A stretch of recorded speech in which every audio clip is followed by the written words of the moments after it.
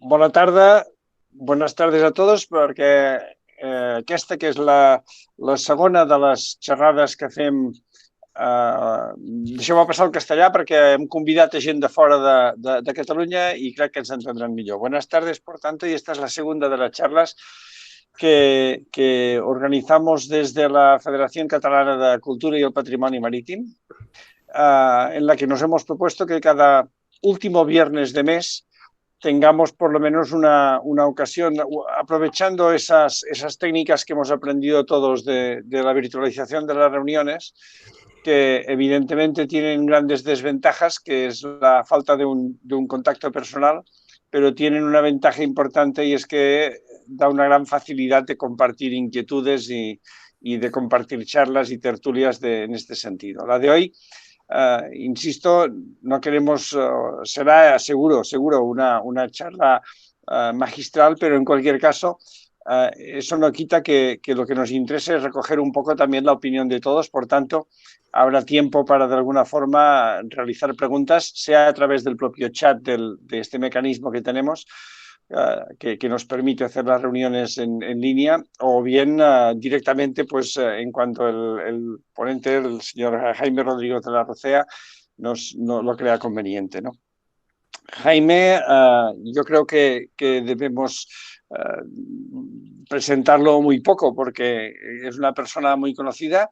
Estoy convencido que buena parte de los asistentes han oído hablar de su maestría en temas legales y en torno a temas de la náutica. Como profesor de la Facultad de Náutica, pues Agustí nos facilitó claramente el contacto y hoy lo tenemos entre nosotros.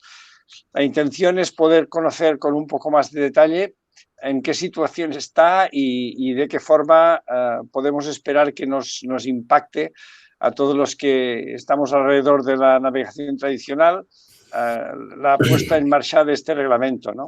Un reglamento que creo que por esperado deberíamos tener unas grandes expectativas de que mejore la situación en la gestión de este patrimonio, ¿no? Por tanto, Jaime, agradeciendo tu atención y el tiempo de dedicación que nos estás dando, adelante y sigamos con la charla o empecemos con la charla. Muchas gracias a todos los que asisten. Gracias a todos. Agradecer en primer lugar a la Federación del Patrimonio Marítimo. Es un orgullo, un honor. Lo único es que me da un cierto pudor porque, bueno, antes que hablábamos de manera informal con Elvira, ¿no? Aquí hay gente muy cualificada y que además han sido grandes compañeros de viaje en esta aventura, ¿no? Una aventura absolutamente engrascadora, una aventura muy, muy bonita y muy estimulante, ¿no? Y que gran parte se ha desarrollado en Barcelona y de la mano del Museo Marítimo, ¿no? Y también de muchas asociaciones, ¿no? Veo a Leonardo, Buques, Embarcaciones Históricas, los vascos, los gallegos, los canarios. Y, bueno, da la sensación de que estamos cerca del final, ¿no? Llevamos, yo creo, 5, 6, 7 años. ¿Y cuál es mi argumento para el optimismo? Pues, bueno, recientemente la Dirección General de Marina Mercante firmó un convenio con el buque Correio La Palma y el director general reiteró abierta y claramente la promulgación del reglamento de buques históricos. El documento que yo voy a trabajar, lo digo porque lo tenéis en acceso público, tendréis 2 o 3 documentos en la página del MIDMA. El MIDMA es el antiguo Ministerio de Fomento, ahora Transporte, Movilidad y Agenda Urbana, ¿no? El documento que yo voy a trabajar y al cual voy a hacer referencias legales, lo tenéis en abierto en la página, insisto, en la página del MIDMA. Es el del 16 de octubre del 2020, es el último publicado. Evidentemente voy a explicar un poco el íter, el camino que se ha desarrollado, pero de un documento maestro se han ido, pues evidentemente, haciendo adendas, añadidos, todos los ministerios. Es un tema terriblemente complejo. Es complejo primero por la complejidad técnica. Yo creo que todos los que sois gente de mar lo entenderéis.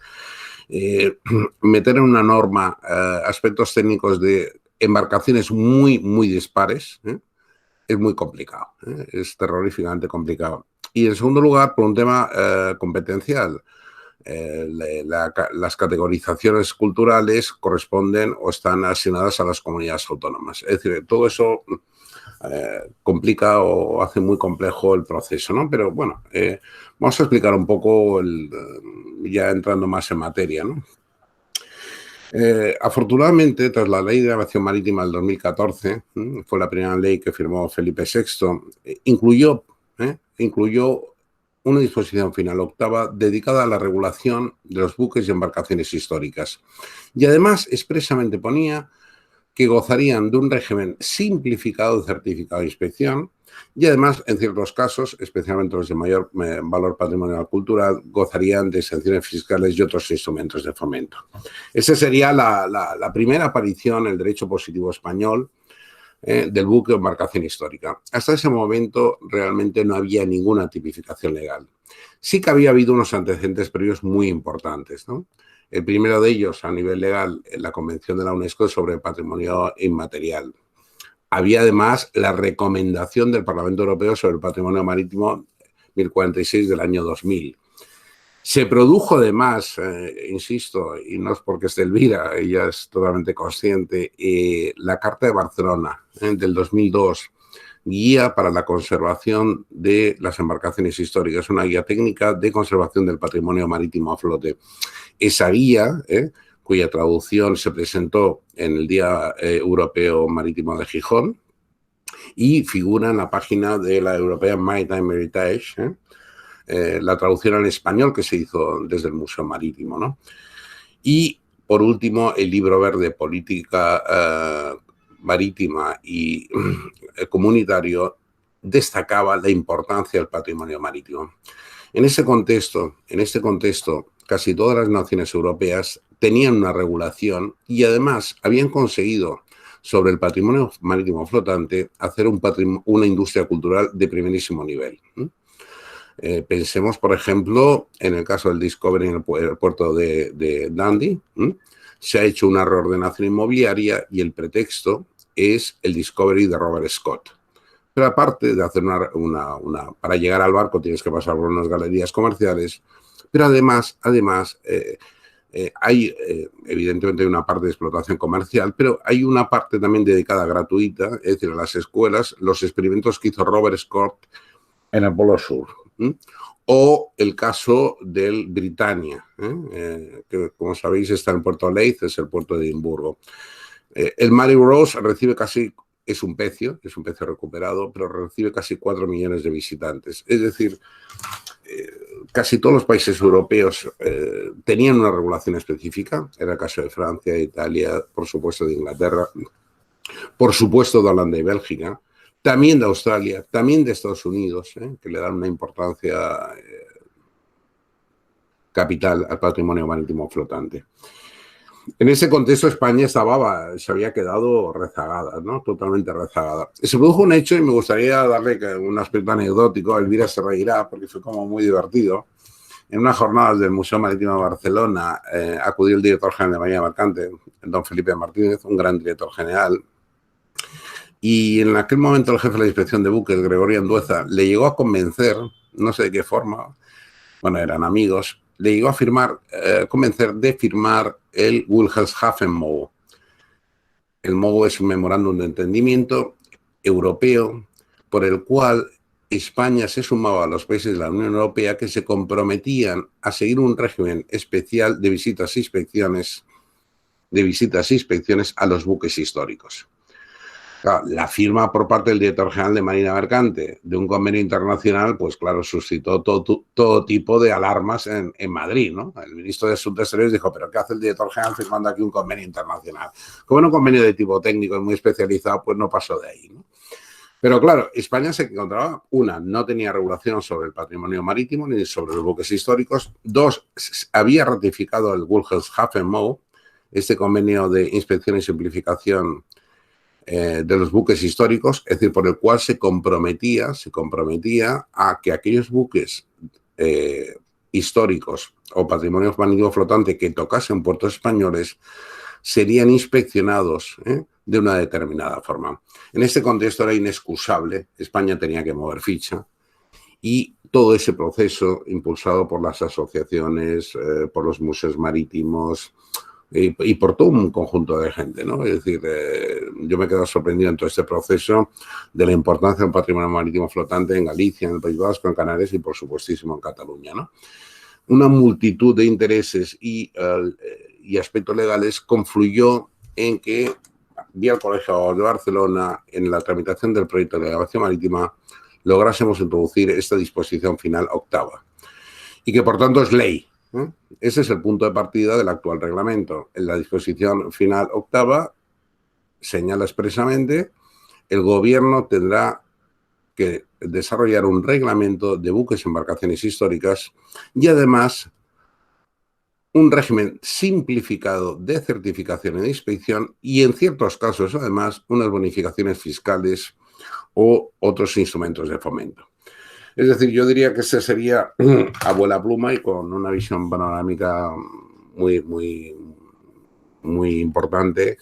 Este ha sido contado de manera muy rápida el proceso, ¿no? El ITER. Hay también una anécdota que quiero, aparte del Wilhelm Moe, Marina Mercante, el Ministerio de Fomento en aquel momento, el actual MINMA, hizo un trámite de alegaciones públicas y el Museo Marítimo hicimos un documento. Y Marina Mercante le dio mucho valor a este documento. Y en ese sentido, pues, que felicitarnos, ¿no? Porque fue el documento máster. Y por contra, nos sugirieron ponernos en contacto, que también ha sido un gran compañero de viaje, con el capitán marítimo de Castellón, José Miguel Manaute, que además es ingeniero naval, bueno, ahora está jubilado, pero es ingeniero naval y abogado, y que también ha sido un compañero de viaje espectacular. Es decir, en gran parte, en gran medida, salvo las adiciones que han hecho los diferentes ministerios, departamentos ministeriales de Madrid, el borrador de este reglamento debe mucho a la labor del Museo Marítimo, a la labor del capitán marítimo de Castellón, José Miguel Manaute y todo un grupo de gente, ¿no? En todos estos momentos, continuamente hemos recibido sugerencias, estímulos. Pero bueno, al final donde hay patrón no manda marinero y quien controla el BOE pues es el que manda, ¿no? Pero en gran parte sí tengo la pequeña satisfacción que se han recogido gran parte de las inquietudes que tenían los museos, gran parte de las inquietudes que tenían las asociaciones. Y lo digo en sentido positivo, ahora que estamos en una época un poco triste, de que al final puedes transformar la realidad, ¿no? Y sin más, yo entraría ya en materia, ¿no? Insisto que he recogido o estoy trabajando sobre la edición, la tenéis en abierto, el que se la quiera descargar en la página web, se pone Reglamento de Buques Históricos, veréis dos, es la de 16 de octubre del 2020. Primero, ámbito de aplicación, ¿a qué se aplica este reglamento, ¿no? Primero, buques históricos. Primero, los incluidos en el Inventario General de Bienes Muebles del Patrimonio Histórico Español. Bueno, estos no tienen ningún problema, ya sabemos cuáles son. La Ley de Patrimonio Cultural Histórico de 1985 es muy clara. Segundo, los declarados de interés cultural. En esto hay que destacar, y hago aquí el comentario, que ya hay bienes de interés cultural. Lo que pasa es que no tanto de legislación estatal como de legislación autonómica. Por ejemplo, el Santa Eulalia es bien de interés cultural, ya tendría un acceso directo al registro. El Correlló La Palma es bien de interés cultural, también con carácter autonómico, pero también tendría acceso al registro. El tercer aspecto sería aquellos que revisan un especial interés por estar relacionados con las actividades marítimas significativas de España, o por haber pertenecido a alguna autoridad relevante o haber participado en algún acontecimiento de trascendencia histórica. Y por último, que es donde yo creo que se van a suscitar los mayores problemas, el último punto, el apartado D, los que tengan una antigüedad superior a 40 años, siempre que además formen parte de un tipo de construcción específico que ha dejado de producirse o es prácticamente inexistente, hubiese sido construido utilizando una tecnología especial o que ya no se utilice. Es decir, quitando las categorías A, B, C, que son las más importantes, las más conocidas, el titular de un buque, de una embarcación que pueda ser considerada histórica, el 80 al 90% va a entrar en esta categoría D. Primero, que tenga una antigüedad superior a 40 años. Yo he de confesar a título personal que yo proponía 50 años. ¿Por qué proponía 50 años? Porque era el criterio inglés y de otras legislaciones. El National Historic Ships inglés utiliza el criterio de 50 años. En ese sentido, en Madrid no lo han corregido, pero bueno, y yo entiendo que es positivo porque permite más flota. Y el requisito es de los 40 años se añade además los que forman parte de un tipo de construcción específico que ha dejado de producirse o es inexistente o hubiese sido construido con una tecnología especial o que ya no se utilice. Es decir, estos serían los requisitos. Luego ya veremos en la certificación e inspección dónde se van a plantear los problemas, pero diría que esto sería el ámbito de aplicación. Y en igual sentido, el artículo 3º determina o intenta determinar cuál es la significación histórica. Su pertenencia al patrimonio histórico español, lo que hemos comentado en los apartados A y B, o también se considera como barco clásico de época o tradicional, entendido por aquellos los que concurren las circunstancias anteriormente descritas. Esto es, que tenga más de 40 años y que sea representativo de una época o una tecnología que no se puede... que ha dejado de utilizarse. Como novedad importante, cualitativamente importante, ya no solo hablamos de buques o embarcaciones históricas o tradicionales o de época, sino además se ha incorporado, y yo creo que aquí hubo mucho consenso, muchas discusiones, lo hablamos muchísimo, las reproducciones singulares. Y lo valoro en positivo, por supuesto es una opinión personalísima, porque pretende todavía difundir más ese patrimonio marítimo.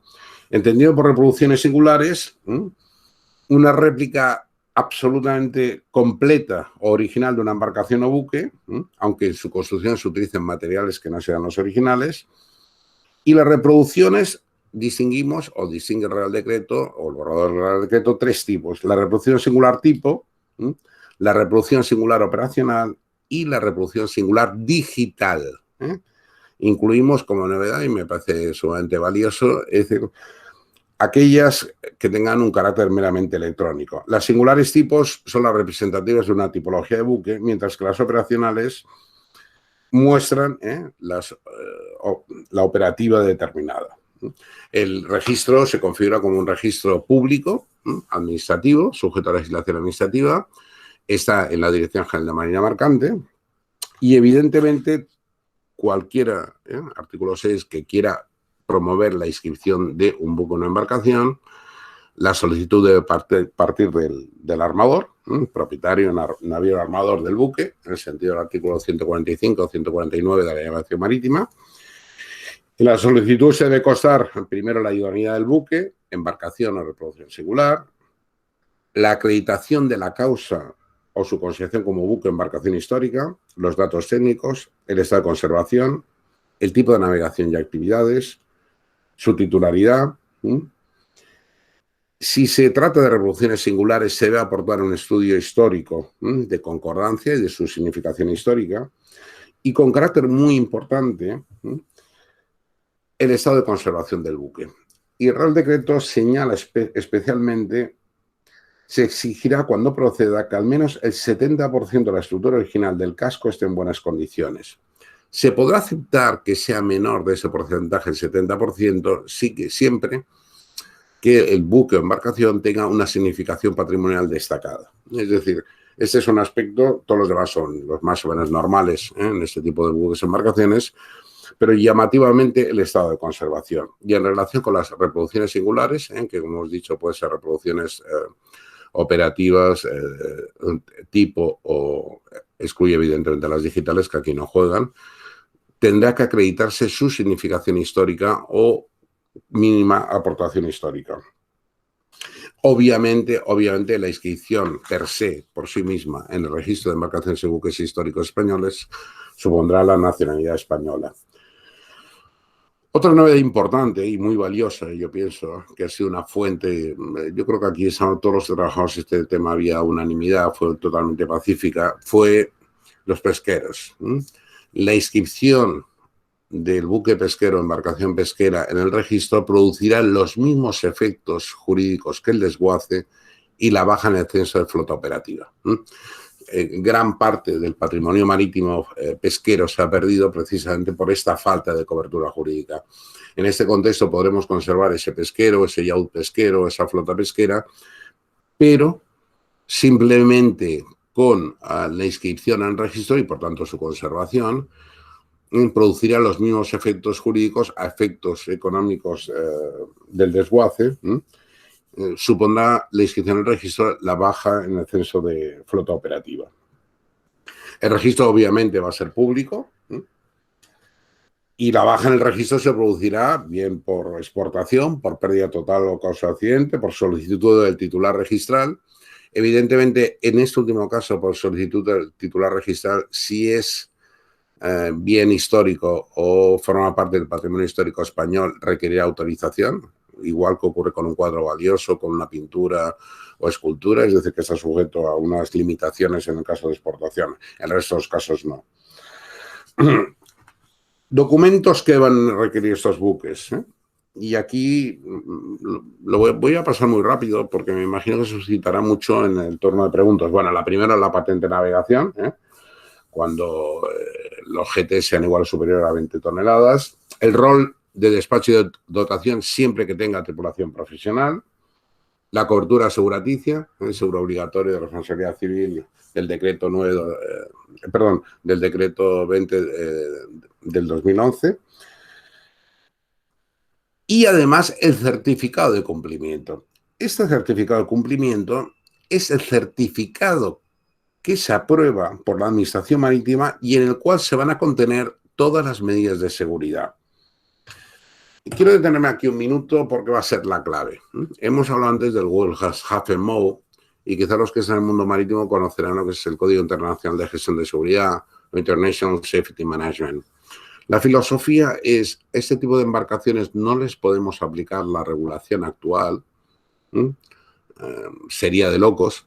Pensemos, por ejemplo, la directiva de buques de pasaje, ¿no? La directiva 2009-45 del Consejo de Europa. Sería de locos aplicárselo a una embarcación que llevase gente, ¿no? Lo que se plantea en el certificado de cumplimiento es el tratamiento especial, las especialidades que le damos al buque para que no cumpla la normativa actual. De alguna forma es el documento clave donde se le van a poner a ese buque embarcación los complementos operativos o limitaciones operativas para que pueda desarrollar su función, la navegación, con toda seguridad, pero sin tener que cumplir las normativas actuales, que por otra parte sería imposible que pudiesen cumplir. Esto es, se pone el acento en relación a la seguridad marítima en los aspectos operacionales de la gestión de la seguridad. La idea es que un buque en funcionamiento, lo voy a intentar explicar de una manera más sencilla y supongo que luego en el debate se puede matizar mucho más. Un buque en funcionamiento, una embarcación que trabaje, siga haciendo sus mismas funciones, pero todas las exenciones, y en su caso limitaciones que se le puedan imponer, consten en este certificado de cumplimiento. Este sería el documento clave, el documento fundamental. Un aspecto súper destacado y muy importante, están sujetos a un régimen simplificado de certificación y de inspección y además no van a pagar tasas. Esto podríamos destacarlo como aspecto muy positivo. Obviamente, todos estos requerimientos que están contenidos en el artículo 10 del borrador del reglamento no juegan con las copias digitales. Identificación. Obviamente, lo clásico, matrícula, placa de registro, gallardete, número OMI en su caso, si procede. La placa y el registro del gallardete indicarán la pertenencia al registro de buques y embarcaciones históricas español, el Spanish Maritime Heritage. Y en relación al gallardete se ha recuperado, había también sus discusiones, sus más y sus menos, una bandera de la época de Alfonso XIII con un ancla invertida,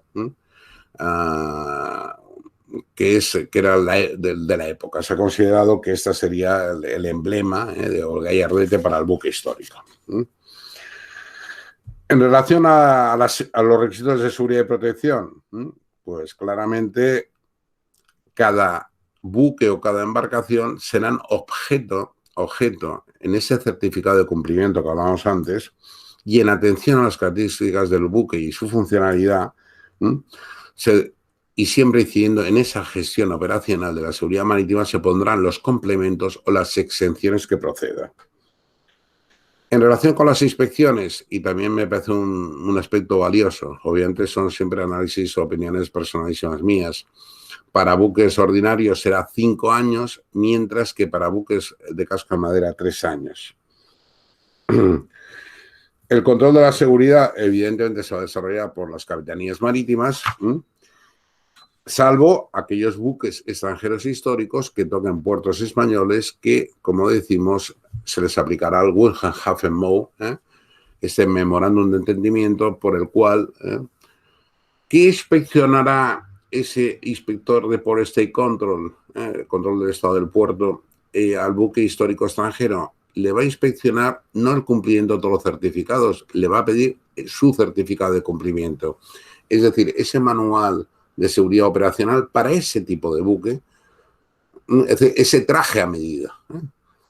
No sé si soy muy técnico, yo creo que se entiende, intento ser lo más pedagógico posible, pero no se le va a pedir, como se le pide a un buque normal, el cumplimiento del SOLAS, MARPOL, COLREC, perdonad los convenios internacionales que todos conocéis, lo utilizan el acrónimo en inglés. Se le va a pedir su certificado de cumplimiento y su ISM, su International Safety Management, porque esta es la filosofía. Repito, al buque histórico o embarcación histórica no le podemos aplicar la normativa actual, le tenemos que aplicar un traje a medida. ¿Ese traje a medida en qué consiste? En poner complementos, exenciones o limitaciones operacionales que aseguren su seguridad. ¿Dónde se contienen? En el certificado de cumplimiento o inclusive en el proyecto. Se delega también la posibilidad de que estos certificados, más allá del abanderamiento o matriculación, puedan ser delegados en las organizaciones reconocidas. Estamos refiriéndonos a las CLAS, a las sociedades de clasificación. Y por último, la parte económica, social y fiscal, que yo creo que se han introducido cosas, no todas las que queríamos nosotros, obviamente, porque, vuelvo a repetir, donde hay patrón no manda marinero, y nosotros proponíamos IVA súper reducidos, instrumentos de estímulo muy importantes, pero bueno, aún así se han conseguido varias cosas, ¿no? Primero, el voluntariado. El artículo 18 contempla la posibilidad de que los buques, embarcaciones y sus reproducciones puedan utilizar voluntariado en el sentido del voluntariado cultural. Aspecto importantísimo. El mundo marítimo, tenemos ahora el convenio de trabajo marítimo y chocaría este convenio de trabajo marítimo que no permite que haya alguien a un barco sin una retribución. Mediante el artículo 18, ese régimen de voluntariado jugaría como voluntario cultural que podría no tener remuneración, ¿no? Y puede ser un instrumento de estímulo en línea como buques escuelas que hay en Alemania, Holanda, muy importantes. En los beneficios fiscales, como decía, pues evidentemente nosotros éramos muy ambiciosos y al final, de alguna forma, ahora el comentario, y voy a leerlo literalmente, los buques y embarcaciones históricas, sus reproducciones singulares, tendrán las bonificaciones en las tasas portuarias y de marina mercante y beneficios fiscales que se establecen en las leyes. Vosotros que me oís pensaréis, bueno, esto es un brindis al sol, no concreta nada, pero recordar que el párrafo segundo de la disposición final octava sí dice que en relación por lo menos a los que forman parte del inventario del patrimonio histórico español o los buques de interés cultural sí tendrán exención de tarifas portuarias y tratamiento fiscal adecuado. El otro gran elemento que no consta aquí en este artículo 19, pero sí lo podéis tener en mente, es el famoso 1%, que ahora es un 1,5% de la Ley de Patrimonio Histórico Cultural del 85. De todas las obras públicas, un 1%, que ahora se ha corregido a un 1,5%, debe ir a patrimonio cultural. Y evidentemente ahí entra el patrimonio marítimo. Las inspecciones de auditorías, lo he comentado, pero para que le pueda interesar, las inspecciones y auditorías no conllevarán contraprestación económica alguna, serán gratuitas. El régimen aduanero, la limitación, sobre todo en las primeras categorías de inventario general del patrimonio histórico, bienes de interés cultural, sí que está limitada. No se puede producir una exportación sin la autorización de la Dirección General de Minería Mercante y la entidad cultural correspondiente. Bueno, yo diría que este es un primer general overview. No sé si me ha alargado mucho o poco, pero yo creo que tenéis ya una primera visión panorámica, ¿no? Un general overview de cuáles son las aportaciones. Evidentemente, y afortunadamente hay gente que me está escuchando que lo ha vivido tanto o más que yo, nosotros éramos mucho más beligerantes en pro del patrimonio marítimo, ¿no? Pero bueno, uno se acostumbra a chocar con la realidad y hay cosas que yo creo que son sumamente positivas y hay cosas que podrían ser más positivas todavía, ¿no? Pero yo diría que este es el gran muestrario de lo que va a suponer el reglamento. Llamaros la atención, así para acabar ya. Yo no creo que yo no tengo la sensación de estar a un punto de llegada, ¿no? Creo que estamos en un punto de partida, que el patrimonio marítimo flotante español está totalmente por descubrir. Y rememoro un poco lo que comentaba antes, ¿no? Cualquiera que vaya a Inglaterra o Francia y ven el partido cultural, el partido económico que le sacan al patrimonio marítimo flotante, o en Estados Unidos, me da igual, puedo poner bastantes ejemplos. Creo que está todo por hacer. Es cierto que tenemos pocos objetos o pero todavía tenemos cosas, ¿no? Y yo creo que con todas las limitaciones que seguro que ahora hablaremos, es una buena norma para iniciar todo este proceso, al cual España llega tarde, pero bueno, más vale tarde que nunca, ¿no? Y bueno, yo diría que esta es pondré aquí punto final a mi exposición, ¿no? Y si hacemos preguntas o debate o a como lo veáis. Muy bien. Muchas gracias, Jaime. Y yo creo que sí, que ha sido una exposición clara. Y he oído, más o menos siguiendo además el mismo documento que tú comentabas mientras ibas hablando, y creo que sí, estoy convencido que van a surgir preguntas. No sé si alguien quiere romper el hielo inicialmente.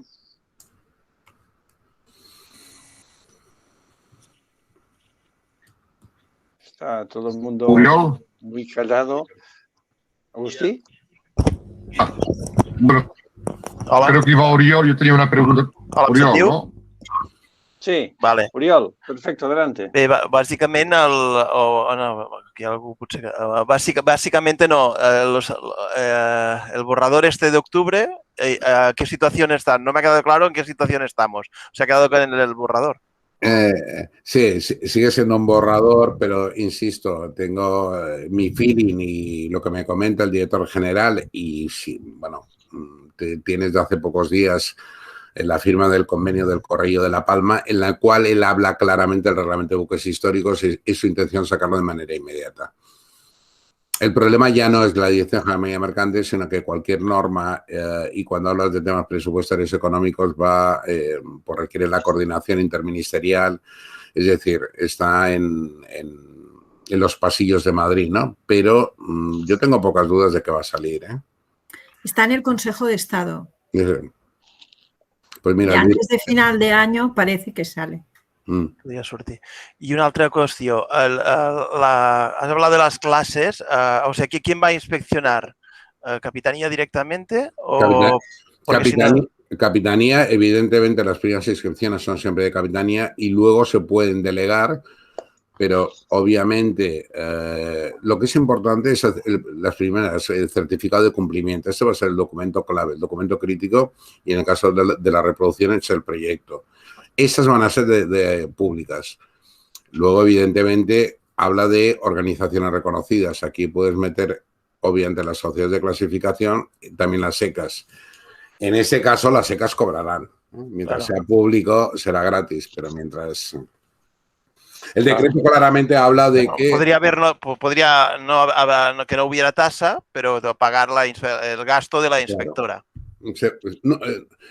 Público no va a haber tasas, porque lo dice claramente el decreto, pero evidentemente si vas a una ECA o se delegan una ECA o tú quieres que sea una ECA, pues al final sí pagarás ahí un servicio, ¿no? Pero en general, yo tengo la impresión de que lo que es importante aquí, te hablo por un factor de experiencia, ¿no? Lo que yo creo que es importante es que la inspección de buques ya sabe, cuando tú ya mentalmente al funcionario le dices que hay una categoría de buques y embarcaciones históricas, ya le cambia el chip. Ya. Le cambia totalmente el chip, ¿no? Sí. Yo tenía No sé si hay una algún pregunta comentario también. más. Disculpa. Yo hay un tema que no sé si lo entendí bien y a lo mejor es más conocido. En cualquier caso, tú has hablado muy claramente de la inspección, de la inscripción en el registro, ¿no?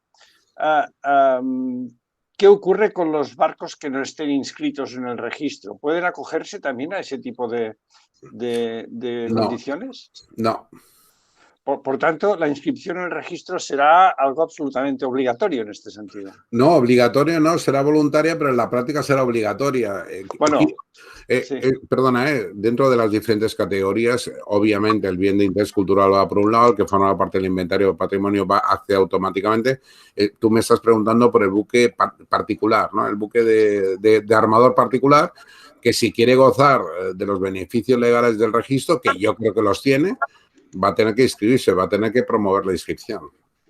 Ya. ¿Y esa inscripción será también, crees tú, a través de capitanías, de la Capitanía Marítima? Sí, es registro administrativo y la sede central en la Dirección General de Marina Mercante. Ya. Es un registro público, ¿eh? Bien, y en este caso, ¿qué ocurrirá con las embarcaciones? ¿No hay limitaciones en cuanto a tamaño, medida? No las establece. No se establece ninguna limitación. Estamos hablando, perdonar, la definición de buque es un tema que da para ríos de tinta, ¿no? Sí. Ahora, por primera vez, también tenemos una definición, a veces un poco absurda, estas cosas de Madrid, ¿no? Pongo un ejemplo que pongo siempre en clase, ¿no? El artículo 56 de Navegación Marítimo se entiende por buque todo vehículo de estructura, capacidad de navegación y transportar personas y cosas más que tenga eslora igual o superior a 24 metros y cubierta corrida. Oiga, cubierta corrida es una chorrada. Y estamos promoviendo la eliminación. Es que a veces en Madrid tienen cosas, se pierden en Manzanares y se pierden un poco. Pero bueno, no existe definición de embarcación deportiva en la ley española. Bueno, una pequeña definición de la ley de puertos. La diferencia entre buque y embarcación es los 24 metros de eslora, por encima de 24 metros buque, por debajo, artículo 57, es embarcación, ¿no? Jaime, es que incluso en toda la movida esta, cuando en las reuniones lo que intentábamos, dada la situación general del patrimonio marítimo flotante en España, es que cupiera absolutamente todo, porque sí, claro, hay poco que conservar. Y eso ha movido, ha estado encima siempre. Sí, no hemos sido objetivos, hemos sido talibanes, hemos sido guerrilleros, ahora me lo recuerda Elvira, hemos sido proteccionistas, hemos sido finalistas, éramos totalmente conscientes de una realidad. España ha perdido muchísimo patrimonio marítimo, se ve ahora en las carnes un caso que todos conocéis, el Galatea.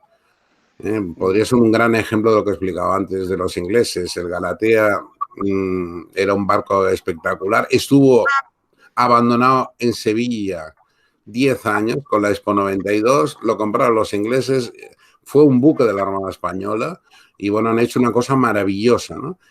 En ese contexto, y como señala muy bien Elvira, tenemos poco patrimonio marítimo flotante para conservar y hemos ido absolutamente, hemos llegado hasta donde se podía llegar, ¿no? Nosotros presentamos documentos de máximos, yo pienso que con una cierta solvencia técnica, muy apoyados en el derecho comparado, muy apoyados en lo que hacía Francia, lo que hacía Inglaterra. Es decir, yo creo que nos han hecho caso básicamente por esto, porque no han visto que sea un invento nuestro, sino que todas las naciones de nuestro nivel de desarrollo tenían regulaciones similares. Luego había que hacer una adaptación al ordenamiento jurídico español, pero eso nos ha ayudado muchísimo, ¿no? Y evidentemente en el juego de tarifas portuarias, beneficios fiscales, nosotros, lo he dicho, lo he comentado, hubiésemos llegado muchísimo más, ¿no? Y les explicábamos, conservar un buque, una embarcación histórica o tradicional es cara de conservación, es muy cara. Tenemos que, al armador, aunque sea una obligación de servicio público, cultural, pero tenemos que ayudarle, ¿no? O sea, y yo creo que es un camino abierto, ¿eh? Que el Estado no va a poner pegas, evidentemente, con cierto tipo de buques, pero que al final va a haber una diferencia, y quiero que ser muy claro con esto, de la aprobación para el armador de buque o embarcación tradicional de antes de la publicación del decreto o después, tiene que haber unos cambios significativos. Muy bien. ¿Algún comentario más de los asistentes? Sí, yo tenía una pregunta para Jaime. Primero, gracias, Jaime, por estar aquí con nosotros. Y cuando leí por primera vez el primer borrador, y se hablaba del patrimonio marítimo flotante a nivel de España, yo creo que quizá me he dado cuenta de que se está considerando, aunque aquí entran todas las embarcaciones y barcos, pero se están considerando prácticamente las embarcaciones grandes. O sea, yo lo veo así, o sea, a las embarcaciones menores de 14, 15, 7 metros no les beneficia prácticamente para nada ese reglamento. Le veo muy poco beneficio. Quizás no le veo, o sea, le veo estar en un registro, pero no le veo grandes beneficios para las embarcaciones. Hombre, yo estoy convencido, claro, aquí ya entramos en matices, ¿no? La Dorna Gallega, por decirlo, el Patí Català, hay embarcaciones muy emblemáticas, obviamente, como son pequeñas, pues los beneficios van a ser menores, pero la simplificación, la certificación, todo ese tratamiento, seguro que es mucho mejor que la situación actual. Ya, y en este caso, aquí sí que podrán acogerse, aunque no estén directamente en el registro. Evidentemente. Vale, vale. Acordaos, no sé si lo he explicado porque es farragoso explicarlo, te pone como requisito tener 40 años o que sea representativo de una época o de una construcción o una tecnología no existente. Perdona, yo doy por descontado que la Dorna Gallega, el Patí Català van a entrar como categoría segurísimo. O sea, me parecen icòniques. Ja. Sí. Agustí, però tot el tema de tripulacions es simplifica moltíssim. Bueno, Todo sí. el tema de tripulaciones y voluntarios, hay legislaciones europeas que no lo permiten. Pero lo que no tengo claro es que si tú dependes todavía, como dice el reglamento, de un folio, de una matrícula, y si esta matrícula no es especial para buque histórico y sigue siendo lista octava, te van a obligar que tengas tripulación profesional. Esto es un tema que no queda claro. ¿Qué tipo de folio vamos a llevar? ¿Va a ser un tipo especial para buque histórico? O sea, lista octava, séptima, sexta, depende de cada uno, ¿no? Es lo que no queda claro en el reglamento. Pero Agustín, en el certificado de cumplimiento, ahí van a estar las exenciones. En ese certificado de cumplimiento vas a tener las exenciones. Si no tuvieses ese certificado de cumplimiento donde van a estar contenidos los complementos, en tu caso las exenciones, tú sí que estarías con las limitaciones de la lista que te toca de manera normal, como decía Pera, en el registro ordinario. Ya. Sin embargo, esas exenciones no son solamente de aspectos técnicos, entonces pueden ser exenciones también a nivel de lista o de ese estilo, ¿no? Entiendo, claro.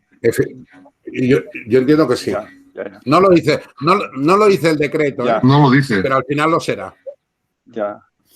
Es que yo había entendido que las exenciones eran esencialmente sobre los aspectos técnicos que no podía cumplir la embarcación, pero en esa visión más amplia que tú comentas, efectivamente ahí puede estar la clave para que realmente algunos de esos aspectos se regulen de una forma favorable a la conservación. A mí he de confesar una cosa, tomando café entre amigos, que, bueno, que es, como decía Romanones, hagan ustedes las leyes y déjame a mí los reglamentos. ¿Qué va a pasar aquí? Y poner un ejemplo práctico, ¿no? Y hay una expresión más fea española, pero no me parece propia decirla, ¿no? A los amigos tal, a los enemigos tal y a los demás la legalidad vigente. ¿Qué va a ocurrir aquí? Mi perspectiva, mi análisis, y obviamente propondré un ejemplo práctico para que se me entienda muy bien. El reglamento se aprobará y inmediatamente estoy convencido que en Galicia, en el País Vasco, también en Baleares, me había olvidado de Baleares, importantísimo, poco a poco la sensibilidad de los capitanes marítimos van a ir generando precedentes y criterios. Y sobre esos precedentes o criterios, al final generaremos una dinámica muy positiva. Mi experiencia me dice en el otro lado negativo que cuando le dejas interpretar a un funcionario estás perdido. En cambio, cuando tienes organizado toda la orquesta y que todas las capitanías marítimas lo interpreten en un cierto sentido, pues la cosa funcionará, ¿no? Pongo un ejemplo para que se me entienda. Debido al año del COVID, las navieras pequeñas, las golondrinas, han pedido una prórroga de varadas. En Baleares se dan automáticamente. En Cataluña cuesta Dios de ayuda. Es decir, si le dejas de interpretar al funcionario... Perdonad, no sé si me escucha algún funcionario, pido disculpas, pero suele ser una aventura muy peligrosa, porque además todos tienen ideas, ¿no? Cuando se genera una dinámica, yo he de confesar sinceramente cuando he hablado con capitanes marítimos que este es un tema que miran con cariño y que también un argumento para el optimismo es que no hay una oposición. Todo el mundo ve que es clarísimo, que es impresentable que España no tenga una regulación específica, ¿no? Y que además es un tema que se ve con simpatía. Esos serían mis argumentos para el optimismo. Estoy convencido, Agustín, que cuando se plantea el tema de la Dorna gallega o los patachos de Galicia, aprueba uno, se aprueban los 10.000 siguientes. Ya. Y ya la Capitanía Marítima de Coruña o la Capitanía Marítima de Vigo, ya buque histórico, pam, pam, ya automáticamente lo dejarán aparte, ¿no?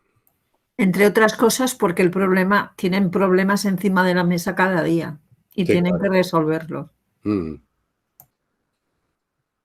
Este sería mi argumento para el optimismo y para el pesimismo, ¿eh? Bien. Bueno, habrá que hacer una labor de educación o no sé, de instrucción o de explicación muy, muy concreta para que se vayan considerando los diferentes aspectos y esa cultura, digamos, generalizada más laxa o más permisiva, de alguna forma habrá que irla creando. O sea, no vale con tener solamente el reglamento, está clarísimo que no. Efectivamente, lo que quiero decir con el reglamento es que el reglamento es un instrumento. Sí. Pero he de confesarte también, eso otra opinión, es decir, todo el grupo, hablo del Museo Marítimo, pero hay que hablar de las asociaciones. Estoy siendo injusto, pero veo a Elvira y recuerdo tantas aventuras con este tema que estoy siendo injusto porque dejo gente en el tintero, ¿eh? No. Porque Galicia, País Vasco, Canarias, Baleares han hecho una labor y las asociaciones de buques y embarcaciones tradicionales, brutal, ¿no? Pero he de confesar también que vamos a tener un gran aliado, que va a ser la propia administración. Ya. Es decir, quien venderá políticamente, hago esta charla entre amigos, ¿no? Pero quien venderá, como ya lo ha hecho hace 15 días, va a ser el ministro, el director general, ¿eh? Y nosotros nos quedaremos ahí entre bambalinas. Bueno, me prejubilaré con Elvira, ¿no? Y luego, eso sí, será bueno acompañar a los funcionarios y será bueno que, sobre todo las asociaciones, que veo gente aquí muy cualificada, pues le diga al capitán marítimo de Barcelona: señor Valencia, el capitán marítimo de Coruña ha hecho una resolución así y aquí han hecho esto aquí y el otro han hecho allá. O sea, Renou o Ramoura las Sireras sí será importante. Pero Jaime, de hecho, ya estaba previsto que en mayo venía la Dirección General a explicarlo y el COVID lo paró. Y en la reunión en que estaba Valencia, estaba Maunaut, estabas tú, Valencia no era el más abierto.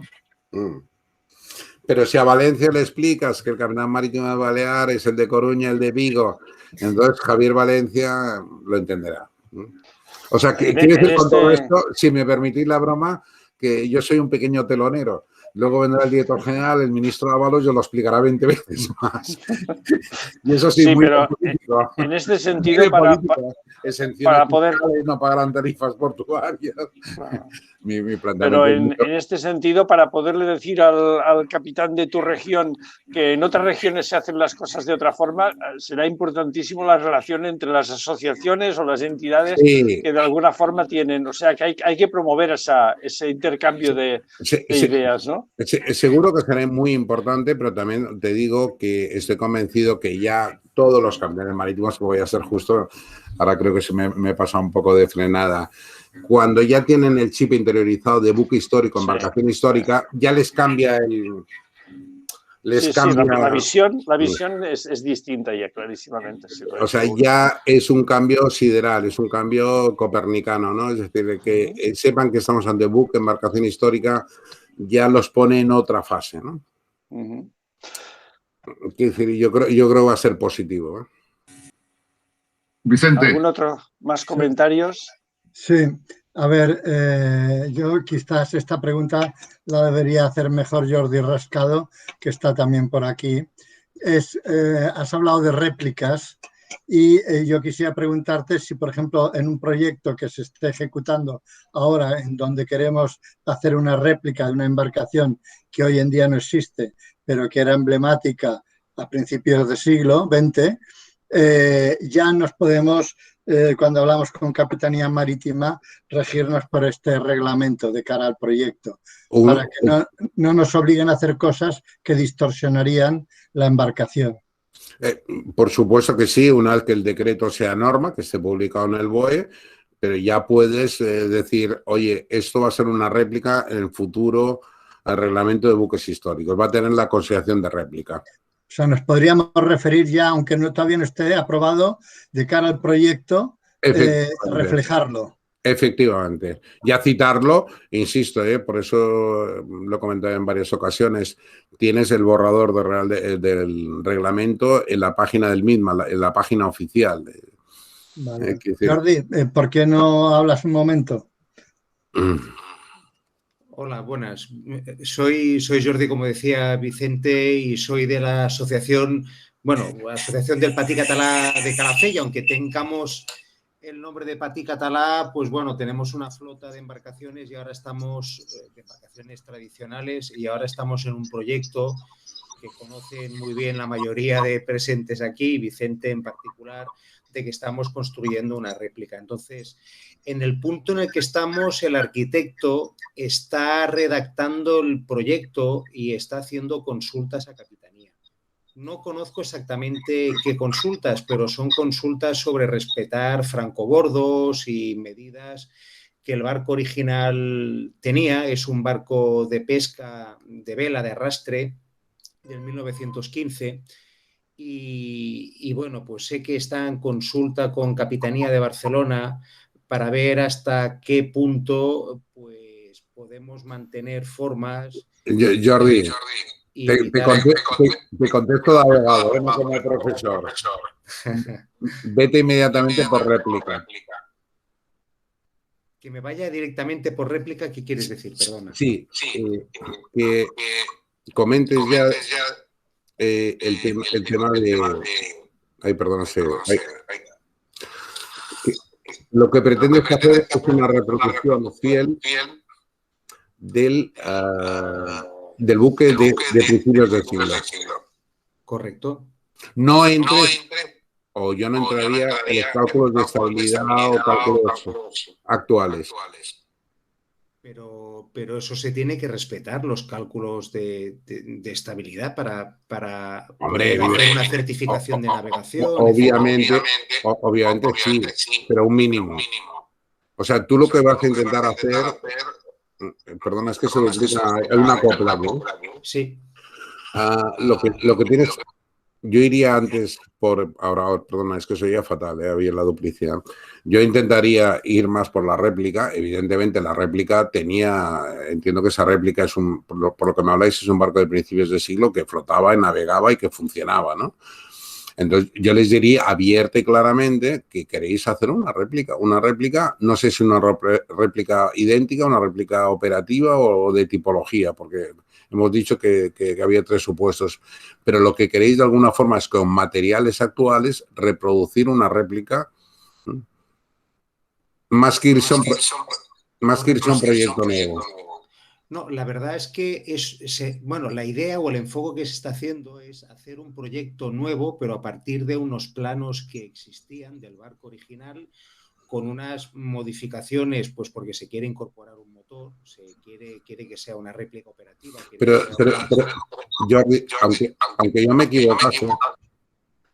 me equivocase, el paraguas de réplica, y evidentemente se tiene que aprobar el decreto, pero ya simplemente con sacarlo o poner el precedente del propio MIDMA, del propio borrador, te permite una flexibilidad muy superior a la normativa actual. ¿Estaremos de acuerdo en eso, ¿no, Jordi? Perfecto. Eso es importante. Perdona, no pierdes nada, Jordi, mentalidad de abogado, no pierdes nada invocando la categoría de réplica. Y ganas mucho. Vale, la invocaré. Esa es una palabra seria. Leonardo. Sí, yo... ¿me oís, verdad? ¿Me oís? Bien, yo quería preguntar precisamente, iba a hablar de réplicas y como habéis ya empezado, pues mejor todavía. ¿Qué pasa si a una persona, porque vosotros sabéis que aparte de los barcos tradicionales de pesca, etcétera, nosotros somos los únicos que seguimos utilizando los barcos antiguos para los que se construyeron. Son los barcos de recreo y seguimos utilizándolos exactamente para eso, para el recreo, haciendo regatas, cruceros, etcétera.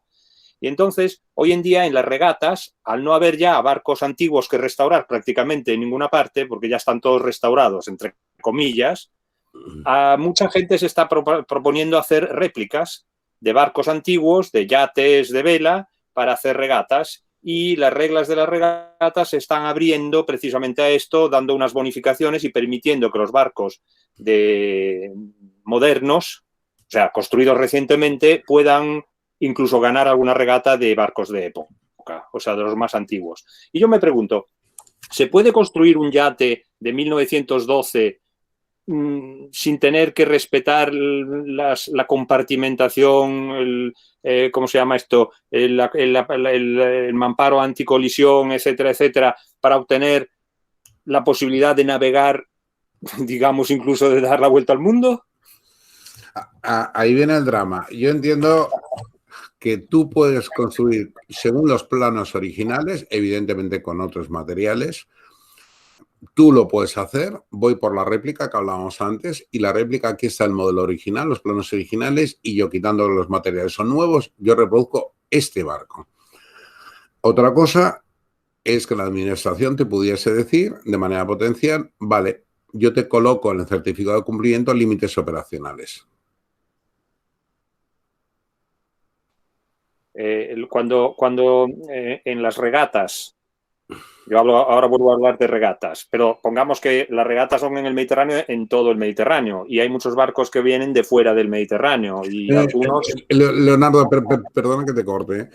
Cuando hablamos de las réplicas, tenemos conscientes de que es el futuro. Las réplicas van a ser el futuro, pero es un futuro que, como he comentado en varias ocasiones, aquí está todo por hacer. Y será camino al andar. Es decir, pero me parece importante que tú tengas esa posibilidad de invocar la categoría jurídica de réplica. La categoría jurídica de réplica te permite a ti como armador, como ingeniero naval, salvar la normativa actual porque estás copiando, inspirándote el proyecto original. Es indudable que para mí la cosa más importante de este reglamento, en este momento, digamos, de comienzo del reglamento de su vida, es el hecho de que estamos categorizados aparte. Para mí eso es fundamental. Es fundamental. Esto es fundamental. De ahora en adelante, cualquier cosa que se diga, los barcos clásicos, en nuestro caso, quiero decir, lógicamente, luego los tradicionales como queráis, pero los barcos clásicos ya son otra cosa. Ya no es lo mismo que un barco de fibra de vidrio construido anteayer. No es la misma cosa. Y yo creo que esto es muy importante. Fijaros una cosa, que yo creo que lo más importante es de cara a los propios armadores, porque lo que tenemos nosotros como asociación como objetivo principal es la de responsabilizar a los armadores, porque las regatas que al mismo tiempo sirven para salvar a los barcos, al mismo tiempo los pueden prostituir, porque para ganar la regata les hacen unas modificaciones que van más allá de lo que era la originalidad. Entonces, si nosotros damos un valor a los barcos que estén correctamente y que para entrar en el reglamento se necesite pasar por una cierta categorización de la originalidad y del estado actual del barco, yo creo que esto es muy, muy importante pedagógicamente para los armadores, y para crear nuevos armadores en el futuro. Totalmente de acuerdo. Yo creo que el reglamento da puertas a un millón de cosas, ¿no? Yo hablo de la industria patrimonial cultural, pero hablo de los aspectos de alguna forma, no es que lo diga yo, lo dice el Libro Verde de Política Marítima, despertar vocaciones, creación de riqueza. En un artículo mío, esto lo tenéis en abierto, ¿cómo se llama? El buque histórico, hacia un estatuto jurídico al buque histórico, lo tenéis en abierto. Ahí pongo ejemplos de aprovechamiento económico, ¿no? Es decir, permite el juego del voluntariado, permite las desgravaciones fiscales, permite, o sea, las posibilidades son infinitas, ¿no? Y soy totalmente consciente, o sea, yo y todos los que participamos aquí, que el futuro son las réplicas, no nos engañemos. El futuro son las réplicas, ¿no? Muchas gracias, Jaime, seguro. Jaime, perdona una pregunta. El mantener los planos originales, ese concepto incluiría la adopción, la incorporación de un motor. Evidentemente, en el 1915 el barco original, la réplica que hablábamos antes, no disponía de motor y ahora con la construcción actual sí que se le quiere dotar de motor. Eso entiendo que no rompe la filosofía. Un motor. Perdona, te he oído mal, ¿eh? No, perdón, te decía de que en el proyecto que tenemos de construcción de la réplica, no sé si me oyes mejor ahora. Sí, te oigo, tengo mejor, ahora te oigo. En el proyecto que comentábamos antes del barco de pesca es del 1915 y evidentemente no estaba dotado de motor. En la construcción actual de la réplica sí que queremos dotarlo de un motor intraborda. Esto evidentemente no rompe el concepto de réplica. No. Mejora la seguridad. Claro, y aparte que es necesario salir de puerto, etcétera. Yo entiendo que no rompe el concepto. ¿Puedo hacer una intervención a este respecto? En los barcos de regata clásicos, antiguos, hubo un momento durante los años 30, 40 que se introdujo los motores. Y si hasta esos años 40, 50, 60, poco a poco el motor fue normal, pero al principio no lo era.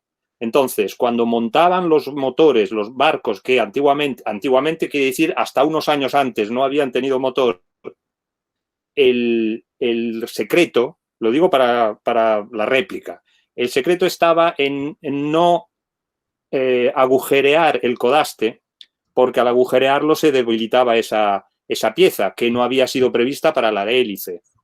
Y por lo tanto se montaba el motor de manera en el centro, pero tirando hacia un lado, y el eje salía por el costado.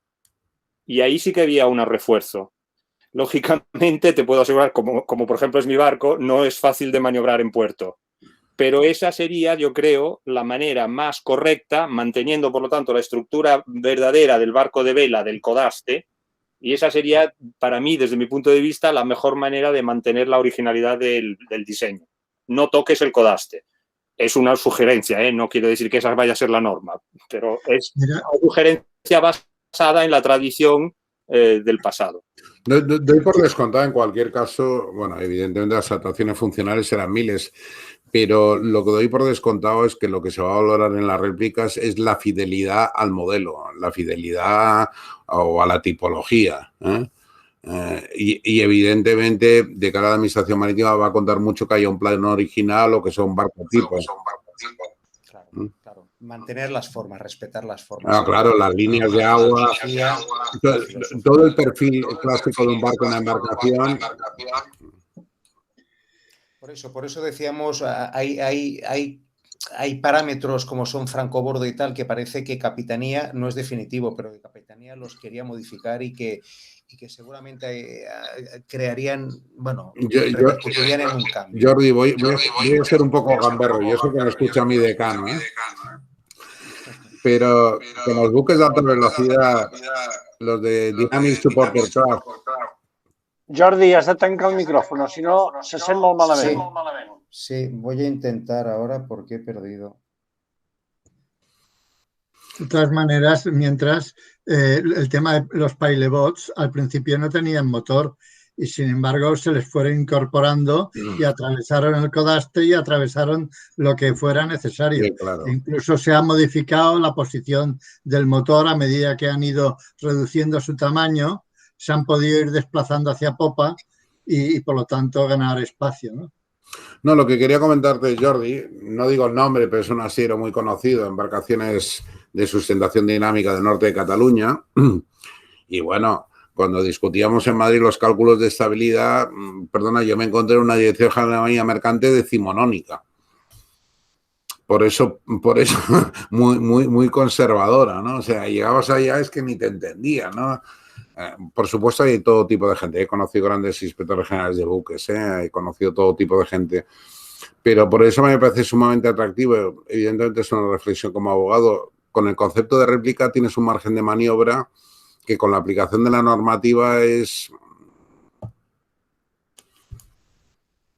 Me complica mucho la vida, evidentemente. Intentar respetar formas antiguas con la normativa. Y luego ahora que no me oye nadie, voy a utilizar una expresión que decimos los abogados, ¿no? Hay tantas leyes de enjuiciamiento civil como jueces, pues lo mismo. Hay tantos reglamentos de reconocimientos de buques como inspectores. Y todos sabemos, los que estamos en esta procesión hace unos años, qué cosas cuelan una capitanía y cuáles no. Quiero decir, que no se pueden decir aquí, quiero decir, pero... Muy bien. Oye, no sé si hay algunas preguntas más cuestiones. Sí, jo tenia Si la no, mà aixecada, vinga. perquè em sembla que és important. Aquí planean dos leyes y no confundamos. Puede haber barcos que estén en el registro de buques históricos de la ley marítima que no estén en la lista de patrimonio. En la lista de patrimonio, una réplica que no es 100% igual no va a ser declarada por la ley de patrimonio. Es decir, que aquí hay dos conceptos, ¿eh? No... Estamos de acuerdo. Estoy dejando en el tintero porque me da la sensación de que todos somos del ámbito muy marítimo, estoy dejando la dimensión de patrimonio cultural. Totalmente de acuerdo, Elvira. O sea, que no todo... Lo digo porque, Vicente, si tú, que eres una persona que buscas al 100% la fidelidad, no la busques en estos barcos, que lo que se está buscando es que vivan. Un poco el patrón sería lo que los ingleses, es decir, el National Historical Ships, tienen las de patrimonio, y estas entran directa siempre y cuando estén declaradas monumento nacional. Si no, no entran. Y tiene que ser al 100%. Yo, por ejemplo, en el tema de réplicas y patrimonio soy muy crítica y para mí no todo lo que le llamamos réplica tiene que tener una traducción en la ley de patrimonio porque me parece poco serio. Sí, pero Elvira, el reglamento la recoge. Sí, pero que la recoge en el reglamento no significa que las tenga que recoger la ley de patrimonio histórico. Totalmente de acuerdo. Yo creo que es evidente, es decir, las categorías que ha mencionado Jaime, hay unas referidas a patrimonio y otras a reproducciones, y no se mezclan de alguna forma las dos. No. Bueno, era una de las cosas que nos costó más que se entendiera. Sí. ¿Más comentarios? Si no hay más comentarios, hemos más o menos... Perdó, Pere? Sí? Tenia la mà aixecada, puc dir una... Disculpa, que no, yo no veo lo de las manos. Disculpa, adelante, por favor. Vale. Jordi Piqué, de Cambrils. Hola, Jordi. Hola, ¿qué tal? Bueno, primero que todo, gracias por esta actualización de la información, y la verdad es de que en general, pues la impresión es buena porque hay, por ejemplo, el aspecto este del voluntariado, que ligado con las asociaciones parece que es un camino que se puede avanzar, ¿no? Porque facilitaría más las diferentes actividades de las asociaciones, sin tener que pasar por personal, ¿no? Totalmente. Y la otra cosa es, más concreta, este certificado de cumplimiento, ¿no? Si he entendido bien, que parece ser el punto clave de cada embarcación, ¿quién lo redacta? No, lo redacta la administración en atención a las funciones y finalidades que cuando tú pides la solicitud de inscripción, tú tienes que decir el estado de conservación y qué actividades o funciones vas a desarrollar. Exacto, o sea, un certificado para cada función, ¿no? Para determinar la función específica de esa embarcación en ese momento. Sí, claro. Ok, gracias. Perfecto. ¿Algún otro comentario? Si no, habíamos previsto más o menos que duraríamos una hora. El tema es muy interesante, seguro que quedan aspectos que nos gustaría volver a tratar. En cualquier caso, los podemos recoger dentro de lo que es la propia federación y si fuera conveniente haríamos una segunda edición con ya preguntas muy concretas. No sé cómo lo veis. Si no hay más cuestiones... Oye, encantado de haber podido compartir estos momentos con vosotros. Como he comentado, yo creo que ha sido una humilde aportación y además creo que había gente que también, tanto como yo, más que yo, ha contribuido en este largo caminar. La segunda parte, veréis cómo se hace una difusión por parte, he hecho la broma de que yo soy el telonero, porque veréis cómo las administraciones sacan pecho y yo creo que aquí se ha hecho mucho trabajo desde las instituciones y de las asociaciones. Y en tercer lugar, lo que hemos comentado en diferentes ocasiones, quien tenga dudas o que me mire con un poco de escepticismo, que se mire las páginas de Inglaterra, Bélgica, Holanda, Alemania, los voluntarios, los barcos, la enorme industria cultural, la enorme vocaciones marítimas que se genera, la dimensión económica social además, ¿no? Entonces, me parece que está todo por hacer en España. Yo creo que hay una puerta a la esperanza, ¿no? Que tardaremos, que nos costará. Como todo en la vida, pues no sale todo a la primera, ¿no? Pero yo creo que es un momento bonito, que el día que salga en el boletín oficial del Estado pelearemos con los inspectores de Capitanía Marítima, también nos ayudarán, es decir, habrá una tensión dialéctica, ¿no? Pero que se pueda hacer una industria de las réplicas, que se pueda incorporar al voluntariado como hacen buques, escuelas, en la cual el chaval pues está ahí, se le paga la manutención, evidentemente está asegurado, pero no cobra. Es decir, se pueden mover y yo creo que las experiencias europeas que podéis hacer vía internet son muy claras o en la página de European Maritime Heritage, un mundo que me parece sumamente estimulante, sumamente positivo. Y que vuestra asociación, que además tiene el valor de ser pionera, ¿no? En el caso catalán, va a tener un juego importantísimo, ¿no? Aquí hay toda una industria cultural muy potente por descubrir, ¿no? Muy bien, veo que Vicente creo que ha levantado la mano, no sé si quiere añadir algo más todavía. Sí, una última pregunta. Igual estamos hablando del voluntariado, igual como la marinería o los tripulantes de una embarcación que ahora es profesional, ¿este voluntariado podría acumular horas de navegación? Lo decimos porque muchas veces estudiantes de recién salidos quieren buscar un sitio donde hacer horas de navegación y entonces entran dentro de la asociación y navegan con buques históricos. ¿Esto les podría contar como horas de navegación? Me escucha el decano y por eso me da un poco miedo lo que te voy a contestar, pero la EMSA, la Agencia de Seguridad Marítima Europea y las regulaciones y las directivas comunitarias son muy estrictas. Estoy pensando en el alumno de náutica, ahora si quieres hablamos del de formación náutico-pesquera. Son muy estrictas en cuanto al carácter de alumno. Un alumno es un alumno. Otro tema, y además tiene que hacer unas funciones y unas prácticas y una documentación en relación a esa formación de aprendizaje. Otra cosa es que esté retribuido o no. Y ahí es más discutible si entra bajo ese concepto de voluntariado y siempre referido a un buque embarcación histórica. Ojo. Muy bien. No sé, mi decano tendrá más razón que yo, ¿eh? Donde hay patronato con el tema de las prácticas, unas cosas son las prácticas de alumno, que es obligatorio que haya hecho unos créditos de la universidad, eso es una cosa.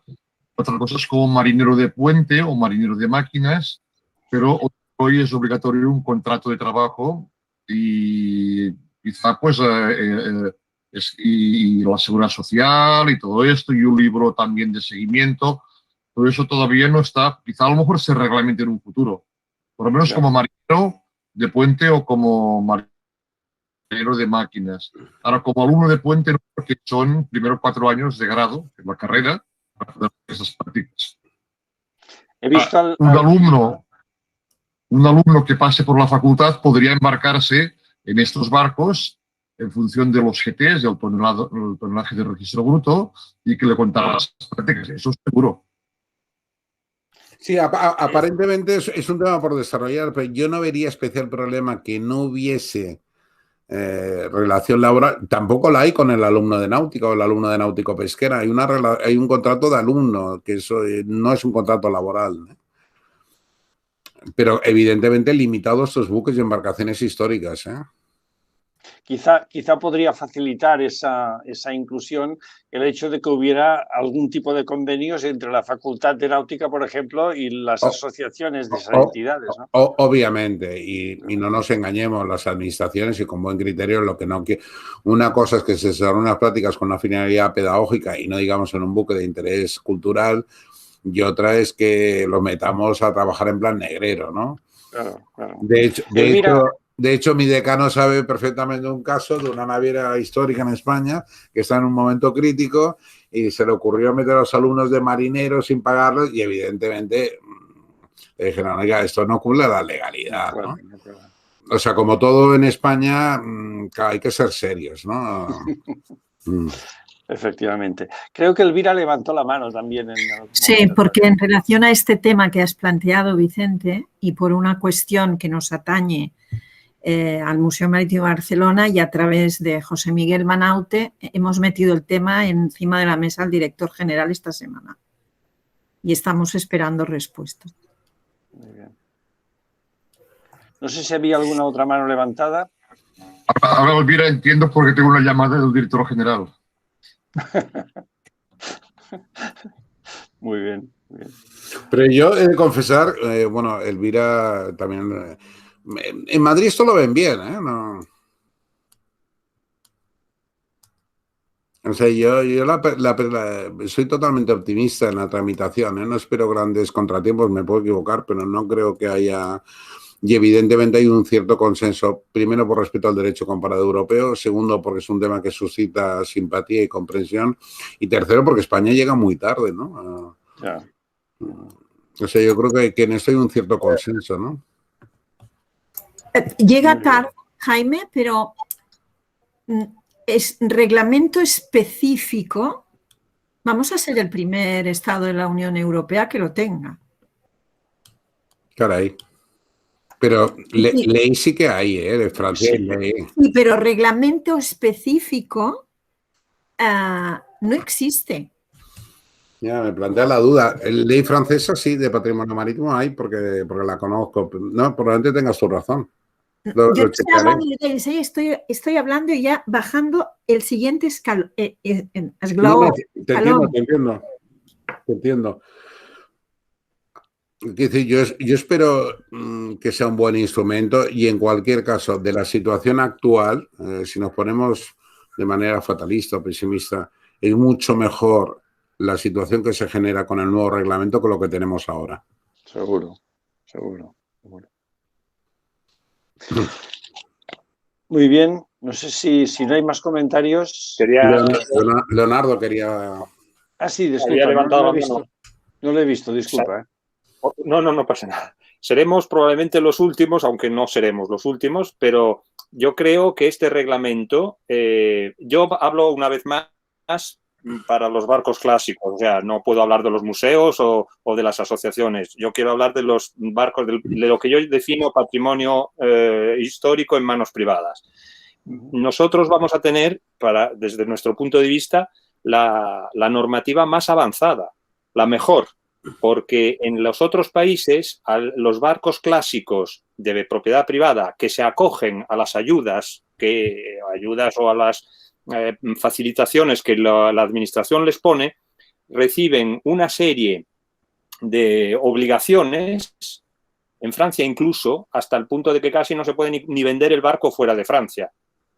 O sea, que se les ponen unas cadenas que al final le quitan, le restan, le ponen el valor patrimonial histórico, pero le restan el valor patrimonial económico, que eso para nosotros es tan importante como el histórico, lógicamente, ¿no?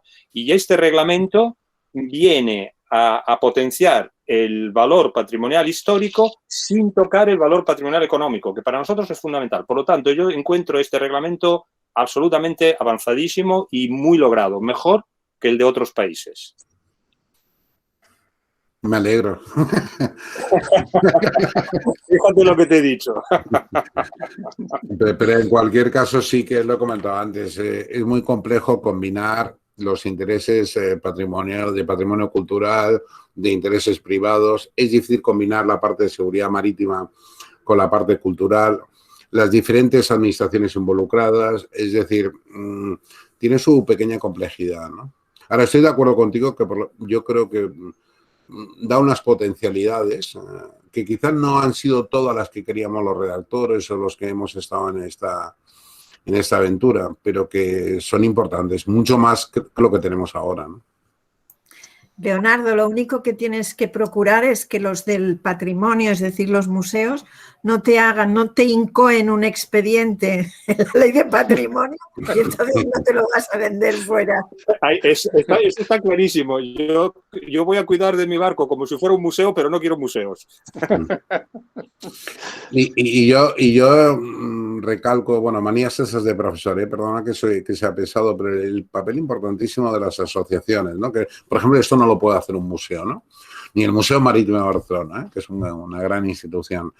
Ese papel, el funcionario, el capitán marítimo, el inspector, cuando tenga ya en su chip la categoría de buque histórico, luego vosotros tenéis que hacer una gran labor de pedagogía. Y esa la tenéis que hacer las asociaciones. No la puede hacer el museo, por ejemplo, o los museos. Es decir, aquí cada pieza tiene su papel, ¿no? Es un reto que yo no conocía y que ahora que me lo has puesto, me los planteas, lo asumo. Seguro. Cuenta con nosotros. Muy bien. Oye, yo creo que ha sido espectacular la charla, el interés que ha despertado, las preguntas que también yo creo que ha despertado y las respuestas que de alguna forma yo creo que a partir de ese momento sabemos dónde encontrarlas o dónde hay que ir a buscarlas, ¿no? Bueno, yo creo que estamos al principio, no al final. No, bueno, por eso es bueno que se susciten preguntas, pero que esas encajen ya dentro de un marco que lo estimamos como positivo en este sentido y de una preocupación que de alguna forma nos puede ayudar a todos, ¿no? a conservar ese patrimonio. De modo que si no hay más preguntas, que seguro que habría más y que quedan en un cajón, como comentaba antes, pero que procuraremos recogerlas y aclararlas. Mil gracias, Jaime, por tu colaboración.